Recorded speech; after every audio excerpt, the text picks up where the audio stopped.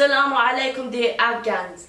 We are very happy today since news has emerged that Afghanistan have won the first game of the series against Ireland.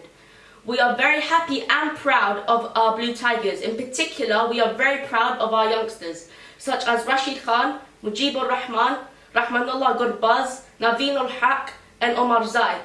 And we are requesting all Blue Tigers to support Omar Zai since he is very young and needs our support. Because if you support him, then he will do better performances in the future, inshallah. Inshallah. Inshallah. Dear Blue Tigers, it's a shame that there was no fans to applaud you in the cricket ground.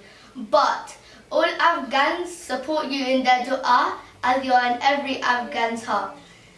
Dear Rahmanullah Gurbaz, well done for your best performance. Keep it up and best of luck for the upcoming matches.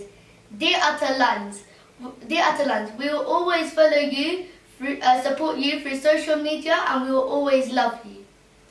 Well done. Amir, say Zindabad Atalan. آفرین.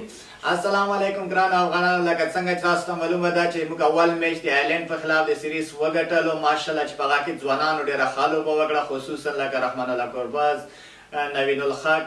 ماشاءالله ټولو ښه لوبه وکړه، خو رحمان الله ګرباز رښتیا چې وځلوله او تبریکي مبارکي هم ورته وایو. الله دې بس وکړي چې هر وخت همداسې کامیابه واوسي.